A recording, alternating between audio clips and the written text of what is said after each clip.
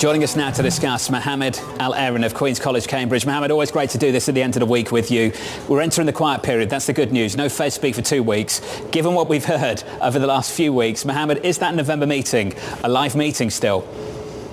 No. I mean, I think the market is absolutely right in thinking it's the minimus probability that we get a hike in November. You know, John, it's good and bad news that the Fed is going quiet.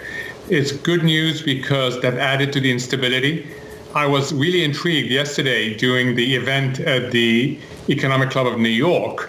When the speech was released, the 10-year went down below 490 and stayed there as Chairman Powell was reading the speech. And then when the Q&A started, it got crazy. We saw it go all the way up to 499 and then come back down. And it just shows you that right now, it's very hard to strike the right balance when you're talking about monetary policy. So it is a good thing that they are going quiet because that's a source of instability. But fundamentally, we need them to stabilize the bond market. The bond market is critical, as you know, for other markets, for the housing market, for the economy, and all this in the US and beyond. And we're not going to get stabilizers from the technical side. We're not going to get stabilizers from the economic side. So we desperately need stabilizers from the policy side. Well, let's talk about where we've been. We were at 330 on a 10-year in spring of this year, following the collapse of a couple of big banks. Mohamed, since then, we've added about 170 basis points. The question we've had of Fed officials now for weeks is whether that's a substitute for further tightening. Haven't they basically said that it could be, or at least on the margin? They have, but they don't quite grasp that there's a big difference between the market tightening the long end and they acting on the front end. And just look at the shape of the curve. Look at what has happened to U.S. 10-year yields relative to Germany. That differential now is at 205 basis points. It's almost double what it was 12 months ago.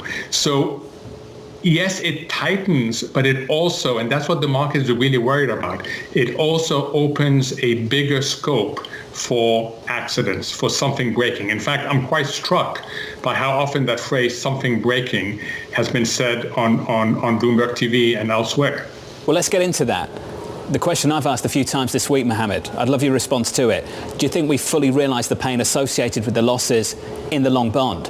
Not just in the Treasury market, but also in bonds, in gilts, worldwide? We haven't, John. It still hasn't gone through the system. You know, this morning, the 30-year gilt is at a level we haven't seen since 1997 at 5.15%.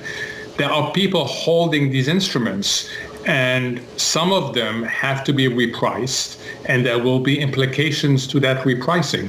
So we haven't. You know, the biggest risk, and you and I have talked about it, is that what has been relatively contained interest rate risk becomes credit risk and liquidity risk. That is the one thing we want to avoid. And the longer the instability in the bond market continues, the longer we lack anchors, the greater the probability of interest rate risk contaminating other risk factors, particularly credit risk and liquidity risk. Mohamed, let's talk about the Fed's job going into next year. And at the moment, how do you weigh this bond market sell-off, the tightening that's in the pipeline already relative to the incoming data? You've talked a lot about how hypersensitive this Fed is to incoming information and the lack of a strategic view looking out beyond November, beyond December. What needs to take place now? So I think they need to pivot from excessive data dependence to data dependence that has a greater forward-looking component. And that's what I was hoping would happen this week, and it hasn't happened.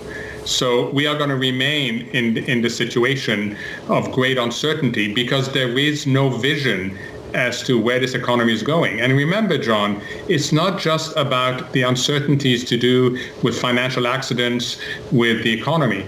It is about the serious debates, and Chair Powell referred to it. Where's R-star? What are the lagged effects of monetary tightening? What about QT?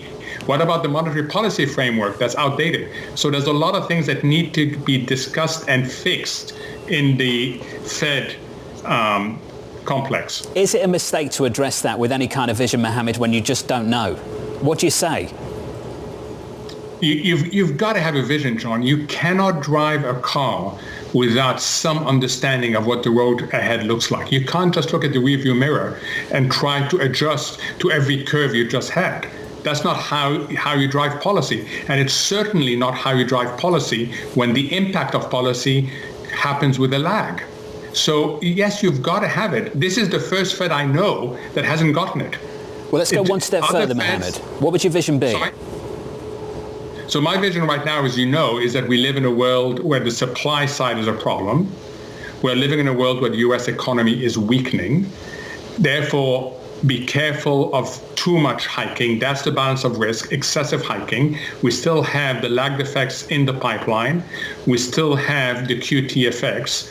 So I would make it very clear that I'm unlikely to hike unless I am surprised in a very big way by the lagged effects not happening. I would also add that we need to have a discussion about the path to lower inflation, because there's a risk that if we try to get to 2% too quickly, we are going to break something in the economy and something in finance, because we're not relaxing the supply side problems.